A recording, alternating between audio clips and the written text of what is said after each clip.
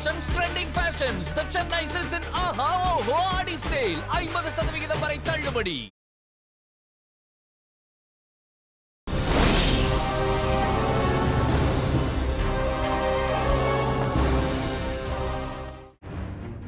உலக தமிழ் உறவுகளுக்கு வணக்கம். இலங்கையில் தமிழ் முஸ்லிம் உறவு நிலை சார்ந்த விடயங்கள் பற்றி கடந்த சில வாரங்களாக உண்மையின் தரிசனம் நிகழ்ச்சிகளில் பார்த்து வருகின்றோம். பிட்டும் தேங்காய் பூவும் போல இருந்ததாக கூறப்பட்ட தமிழ் முஸ்லிம் உறவுகளில் எப்படி சதிகள் மேற்கொள்ளப்பட்டன என்பது பற்றியும் நாங்கள் பார்த்திருந்தோம். இலங்கையின் கிழக்கு மாகாணத்தில் தமிழ் முஸ்லிம் சமூகங்களுக்கு இடையிலான உறவுகள் பிரிவுகள் விடயத்தில் பதிவான சில முக்கியமான விடயங்கள் பற்றியும் தொடர்ந்து நாங்கள் இந்த நிகழ்ச்சியில் பார்க்க இருக்கின்றோம். ஒன்று, அமைதி காக்கும் படை என்கின்ற பெயரில் இலங்கை வந்த இந்திய படையினர் இலங்கை வாழ் முஸ்லிம் மக்களுக்கு இழைத்த கொடுமைகள் பற்றி நாம் மீட்டு பார்க்க இருக்கின்றோம். அதேபோன்று தமிழ் முஸ்லிம் சமூகங்களுக்கு இடையில் பிளவுகளை ஏற்படுத்துவதற்காக இஸ்ரேலின் மொசாட் உளவு பிரிவு மேற்கொண்டதாக கூறப்படுகின்ற சதி திட்டங்கள் பற்றிய தேடல்களையும் நாம் மேற்கொள்ள இருக்கின்றோம்.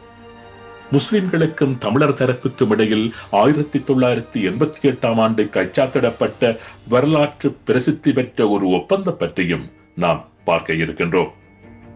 வரலாற்றில் மறைக்கப்பட்டதும் இரண்டு சமூகங்களினாலும் மறக்கப்பட்டு விட்டதுமான அந்த ஒப்பந்தம் பற்றி பார்ப்பதற்கு முன்னதாக கடந்த வாரம் நாம் பார்த்திருந்த கேப்டன் முனாஸ் பற்றிய ஒரு சிறிய குறிப்பை பகிர்ந்துவிட்டு நிகழ்ச்சிக்குள் கடந்து செல்வது நல்லது என்று நினைக்கின்றேன்.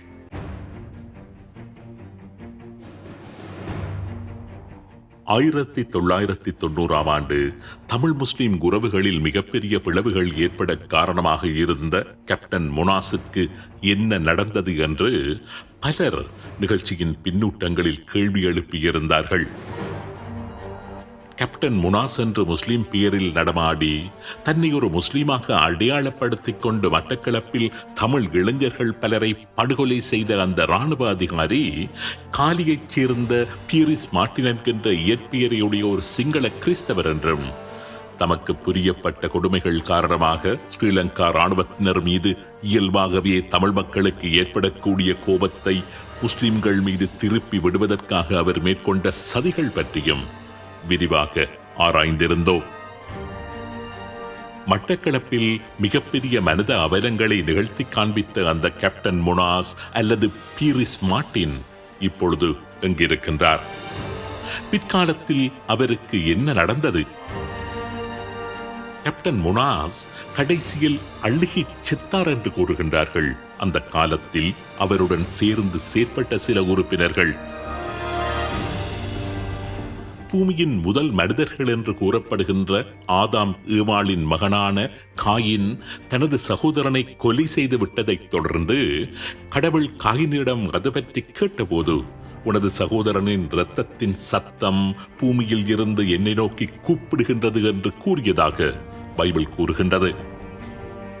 கிறிஸ்தவரான கேப்டன் முனாஸுக்கு இந்த விடயம் தெரிந்திருந்ததோ இல்லையோ, அவரால் அநியாயமாக கொல்லப்பட்ட எண்ணிலடங்கா தமிழ் இளைஞர்களின் இரத்தமும் அவரது சதியினால் கொல்லப்பட்ட பல முஸ்லிம் மக்களின் இரத்தமும் நிச்சயம் பூமியில் இருந்து கடவுளை நோக்கி அழைத்திருக்கும் என்றே நான் உறுதியாக நம்புகின்றேன். கேப்டன் முனாஸின் மரணம் பற்றியும் அவர் அனுபவித்த மரண அவஸ்தை பற்றியும் கேள்விப்பட்ட போது இதுதான் எனது மனதில் தோன்றியது. கேப்டன் முனாஸ் அதிகாரத்தின் உச்சத்தில் இருந்த காலகட்டத்தில் மட்டக்களப்பு பிள்ளையாரடி வளைவில் வைத்து இடம்பெற்ற ஒரு துப்பாக்கிச் சூட்டில் காயமடைந்து அவரது ஒரு கால் சீரிழந்து போயிருந்தது. ஆரம்பத்தில் ஒரு கைத்தடி சகிதமாக நடமாடிய அவர் சில வருடங்கள் கொழும்பில் ஸ்ரீலங்கா இராணுவ புலனாய்வு பிரிவில் அதிகாரியாக கடமையாற்றியிருந்தார். பின்னர் கொழும்பில் மகாராஜா தலைமை காரியாலயத்திற்கு அருகில் முத்தையா வீதியில் இருந்த ஸ்ரீலங்கா இராணுவ புலனாய்வு கல்லூரியில் சிறிது காலம் கற்பித்தல் நடவடிக்கைகளில் ஈடுபட்டிருந்தார். துப்பாக்கிச்சூடு காரணமாக அவரது உடல்நிலை மோசமடைய ஆரம்பித்ததை தொடர்ந்து அவர் சக்கர நாட்காலியிலேயே வாழ வேண்டி ஏற்பட்டது. குடும்பத்தினரால் கைவிடப்பட்ட நிலையில் நீர்கொழும்பில் உள்ள ஒரு இராணுவ முகாமில் வைக்கப்பட்டு இராணுவ வீரர்களால் பேணப்பட்டு வந்தார். நாட்கள் செல்ல செல்ல பக்க விளைவுகள் மோசமாகி ஒரு சந்தர்ப்பத்தில் அவரது பற்கள் அனைத்துமே கொட்டுண்டு உணவு உட்கொள்வதற்கே கஷ்டப்படுகின்ற அளவுக்கு அவர் வேதனையை அனுபவித்ததாக அந்த காலத்தில் அவருடன் செயற்பட்டு தற்பொழுது புலம்பெயர் நாடொன்றில் வசிக்கின்ற ஒருவர் கூறினார். கேப்டன் முனாஸ் என்கின்ற பீரிஸ் மார்ட்டினுடன் செயற்பட்ட மற்றொரு உறுப்பினர் கூறுகின்ற போது, கடைசியில் கேப்டன் முனாஸ் அழுகிச் செத்தார் என்று கூறக்கூடிய அளவுக்கு அவரது கடைசி காலமும் மரணமும் மிக கொடூரமாக இருந்ததாக கூறுகின்றார். கேப்டன் முனாஸுக்கு ஏற்பட்டது போன்ற ஒரு மரணம் தனது எதிரிக்கு கூட ஏற்படக்கூடாது என்ற கவலையையும் அவர் வெளியிட்டார். சரி, இனி நிகழ்ச்சிக்குள் நுழைவோம். அமைதிப்படை என்று கூறியபடி இலங்கைக்கு வந்து இலங்கையின் வடக்கு கிழக்கில் நிலை கொண்டிருந்த காலப்பகுதிகளில் முஸ்லிம்கள் மீது அவர்கள் வெளிப்படுத்திய வெறுப்புணர்வுகள் வார்த்தைகளினால் கூற முடியாதவை. பாகிஸ்தானிகள் என்று கூறியபடி இலங்கை வாழ் முஸ்லிம்கள் மீது அவர்கள் வெளிப்படுத்திய அடக்குமுறைகள் சொல்லில் அடங்காதவை. கிழக்கு முஸ்லிம்களின் வரலாற்றில் என்றுமில்லாதவாறு ஒரு மோசமான அவல நிலையை அவர்கள் சந்தித்த காலம் என்று இந்திய படையின் ஆக்கிரமிப்பு காலத்தை குறிப்பிடலாம். அதேவேளை முஸ்லிம்களுக்கும் புலிகளுக்கும் இடையில் அதிக நெருக்கத்தினை ஏற்படுத்திய காலப்பகுதி என்றும் அந்த காலப்பகுதியை குறிப்பிடலாம். ஏராளமான முஸ்லிம் இளைஞர்கள் புலிகள் அமைப்பில் தம்மை இணைத்துக் கொண்டு இந்திய படையினரை பழிவாங்க துடித்துக் கொண்டிருந்தார்கள். காலகோட்டத்தில் அவ்வாறு செய்யவும் தலைப்பட்டார்கள். மட்டக்களப்பு, தரவை, தாண்டியடி, கிளிநொச்சி போன்ற இடங்களில் அமைக்கப்பட்ட மாவீரர் துயிலும் இல்லங்களில் ஏராளமான முஸ்லிம் மாவீரர்களின் கல்லறைகள் அமைக்கப்பட்டிருந்ததும் குறிப்பிடத்தக்கது. ஸ்ரீலங்கா படைகளால் அந்த மாவீரர் துயிலும் இல்லங்கள் அழிக்கப்படும் வரை முஸ்லிம்களின் கல்லறைகள் அங்கு பேணப்பட்டு வந்தன. இந்திய படையினருக்கு எதிரான போராட்டத்தில் கிழக்கைச் சேர்ந்த முஸ்லிம் இளைஞர்களின் பங்களிப்பு பற்றியும் அந்த பங்களிப்பினால் இலங்கையின் இஸ்லாமிய சமூகம் எதிர்கொண்ட அவலங்கள் பற்றியும் மற்றொரு சந்தர்ப்பத்தில் நாங்கள் விரிவாக பார்க்க இருக்கின்றோம். அதற்கு முன்பதாக இந்திய படை காலத்தில் புலிகளுக்கும் முஸ்லிம் சமூக பிரதிநிதிகளுக்கும் இடையில் ஏற்பட்ட ஒரு புரிந்துணர்வு ஒப்பந்தம் பற்றி பார்ப்பது பொருத்தமாக இருக்கும் என்று நினைக்கின்றேன். தமிழீழ போராட்ட அமைப்புகளிலேயே ஈரோஸ் என்று அழைக்கப்படுகின்ற Eelam revolutionary organisation of students என்கின்ற அமைப்பு தான் கிழக்கு முஸ்லிம்களையும் உள்ளடக்கியதான ஒரு விரிந்த போராட்ட பாதையை உருவாக்கி அதில் பயணிக்கவும் தலைப்பட்ட முதலாவது அமைப்பு என்று கூறலாம். 1975 ஆண்டு இளையதம்பி ரட்னசபாபதி மற்றும் அருளர் என்று அழைக்கப்படுகின்ற பொறியியலாளர் ER அருட்பிரகாசம் போன்றவர்களினால் லண்டனில் வைத்து ஈரோஸ் அமைப்பு உருவாக்கப்பட்ட பொழுதே கிழக்கு வாழ் இஸ்லாமியர்களின் தேவைகள், இருப்பு, எதிர்காலம் போன்றவற்றையும் கருத்தில் கொண்டே அந்த அமைப்பின் கொள்கைகள், செயற்பாடுகள் போன்றன வடிவமைக்கப்பட்டிருந்தன. போராட்டத்தின் அனைத்து கட்டங்களிலும் முஸ்லிம்களின் தனித்துவம் பேணப்பட வேண்டும் என்பது ஈரோஸ் அமைப்பின் முக்கிய கொள்கைகளில் ஒன்றாகவே இருந்து வந்தது. ஈழ விடுதலை போராட்ட அமைப்புகள் அனைத்தும் கிழக்கு வாழ் முஸ்லிம்களை தமிழ் பேசும் சமூகத்தின் ஒரு பகுதியாகவே கருதி அவர்களை கையாள முற்பட்ட காலகட்டத்தில் முஸ்லிம்கள் ஒரு தனித்துவமான தேசிய இனம் என்கின்ற பார்வையை தனதாக கொண்டிருந்த ஒரேயொரு தமிழ் போராட்ட அமைப்பு ஈரோஸ் என்பது குறிப்பிடத்தக்கது. புலிகள் அமைப்பும் ஆரம்ப காலகட்டங்களில் முஸ்லிம்களை ஒரு தனித்துவமான தேசிய இனமாக கருதி அவர்களை அணுகவில்லை என்றுதான் கூற வேண்டும்.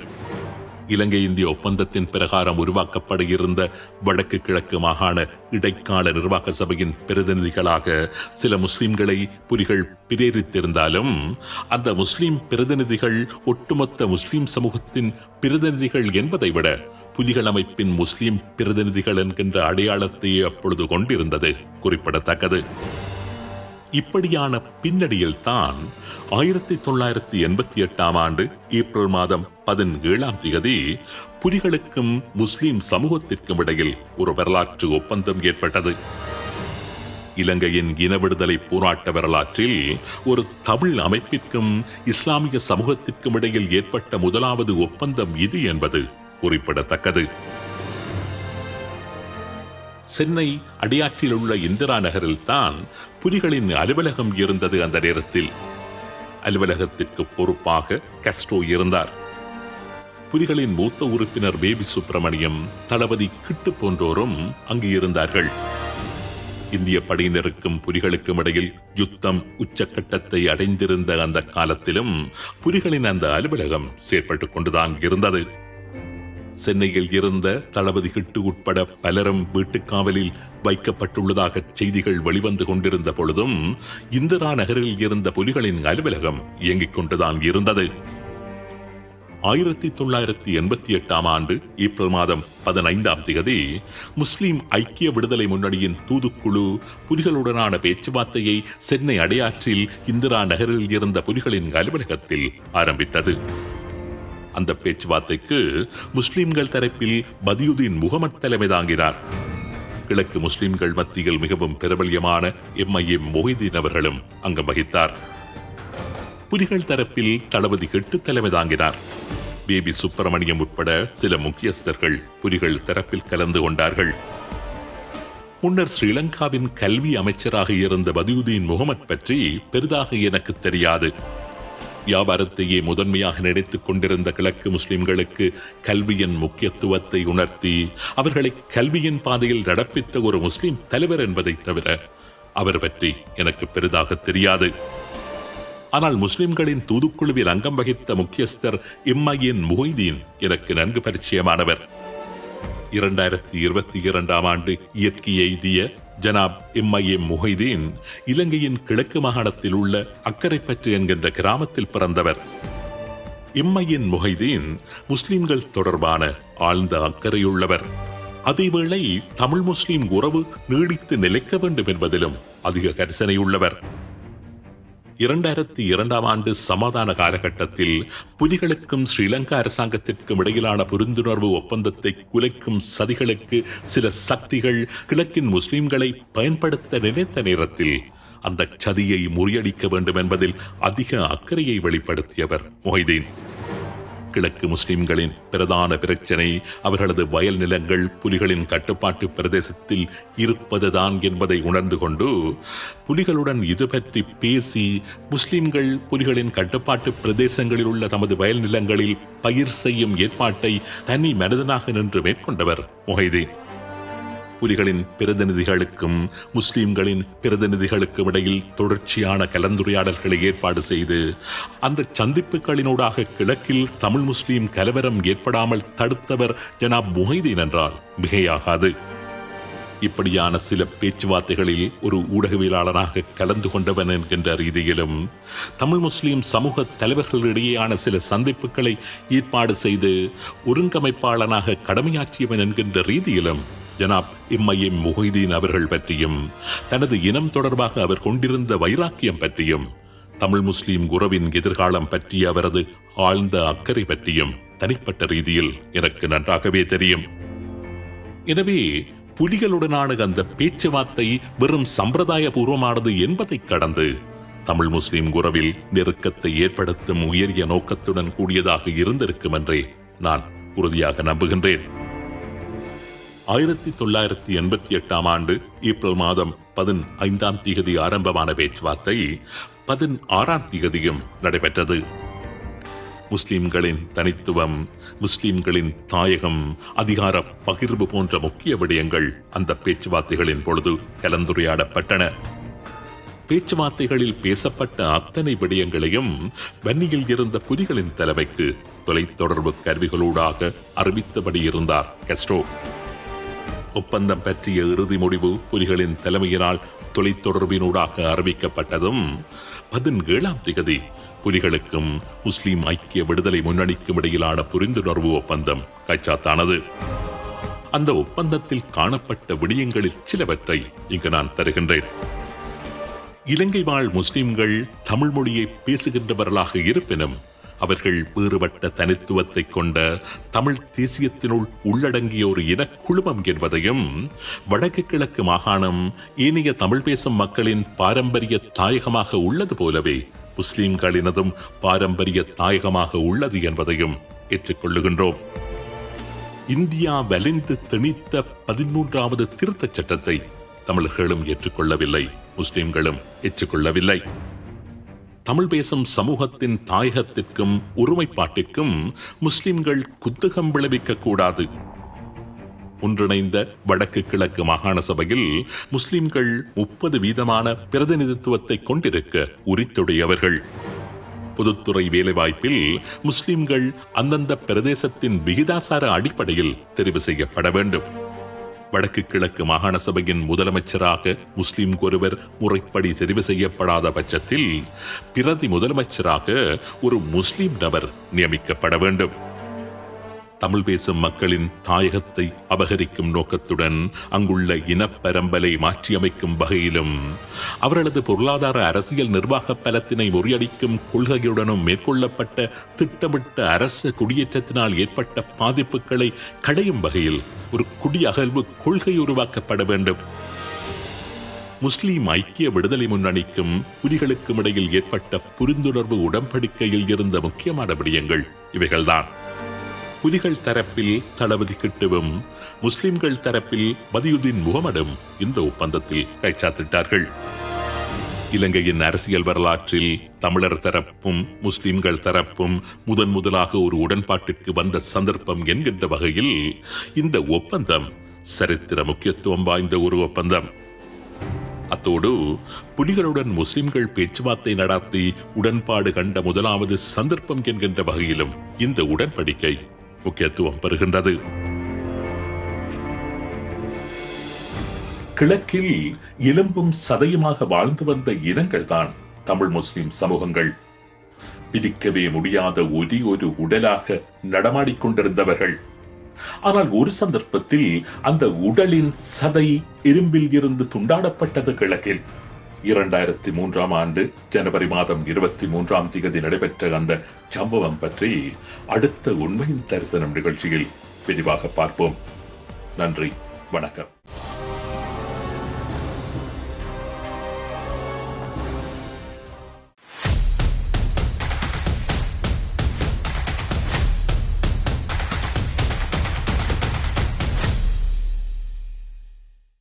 Collections, trending fashions, the Chennai Silks and Aha Oho Adi Sale 50% வரை தள்ளுபடி.